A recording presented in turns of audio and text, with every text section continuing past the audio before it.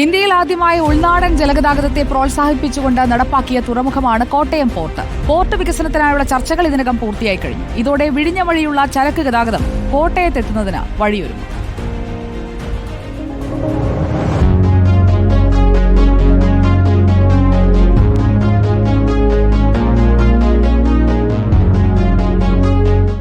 തുറമുഖം വികസിക്കുമ്പോൾ ചരക്കുനീക്കം വർദ്ധിപ്പിക്കാനും കോട്ടയത്തെ ചരക്കുഗതാഗത ഹബ്ബാക്കി മാറ്റാനുമുള്ള പദ്ധതികളുമായി കോട്ടയം പോർട്ടും വിഴിഞ്ഞവുമായി ബന്ധിപ്പിക്കുന്ന രീതിയിൽ ജലഗതാഗത പാത വികസിപ്പിക്കുന്നതിനുള്ള നടപടികൾ ഉടൻ തന്നെ കൈക്കൊള്ളും. പദ്ധതിക്കായുള്ള പ്രാഥമിക ചർച്ചകൾ ഇപ്പോൾ പൂർത്തിയായിട്ടുണ്ട്. അനുകൂലമായ പ്രതികരണം ഉണ്ടായതിന്റെ സന്തോഷത്തിലാണ് Kottayam port managing director Abraham Varghese. കൊച്ചിക്കും തിരുവനന്തപുരത്തിനും ഇടയ്ക്കായിട്ട് നിൽക്കുന്ന കോട്ടയം ഒരു ലോജിസ്റ്റിക്സ് ഹബ്ബാക്കി മാറ്റുക എന്നാണ് നമ്മുടെ ലക്ഷ്യം. ഇത് മുൻകണ്ടുകൊണ്ട് കുറേ അധികം ഇൻവെസ്റ്റേഴ്സ് നമ്മളെ സമീപിക്കുകയുണ്ടായി.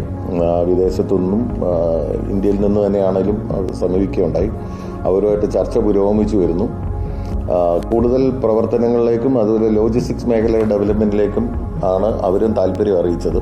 തൃക്കുന്നപ്പുഴ തോട്ടപ്പള്ളി സ്പിൽവേ വഴി വിഴിഞ്ഞത്തേക്കുള്ള ജലപാതയുടെ വികസനമാണ് പ്രധാനമായും ആവശ്യപ്പെട്ടത്. ഇതിനൊപ്പം ചരക്കുനീക്കം വേഗത്തിലാക്കാൻ സഹായിക്കുന്ന യന്ത്രങ്ങൾ എത്തിക്കാനും കണ്ടെയ്നറുകൾ സൂക്ഷിക്കാനുള്ള അടിസ്ഥാന സൗകര്യങ്ങൾ വികസിപ്പിക്കാനും നടപടികളായി. ഇതിന്റെ ഭാഗമായി ഈ മാസം അവസാനത്തോടെ ബേപ്പൂരിൽ നിന്ന് റീച്ച് സ്റ്റാക്കർ കോട്ടയം പോർട്ടിലെത്തും. പുതിയതായി നിർമ്മിക്കുന്ന വെയർഹൌസിന്റെ പണികളും പൂർത്തിയായിട്ടുണ്ട്. കോട്ടയം പോർട്ടിന് വികസനത്തിന്റെ ചിറകുകൾ നൽകാൻ ഇനി അല്പം മാസങ്ങൾ മാത്രമേ ബാക്കിയുള്ളൂ.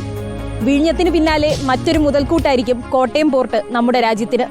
വീഡിയോ ജേർണലിസ്റ്റ് രഞ്ജിത്ത് കളത്തിവടിക്കൊപ്പം reporter Anjana Anilkumar, in reporter, Kottayam.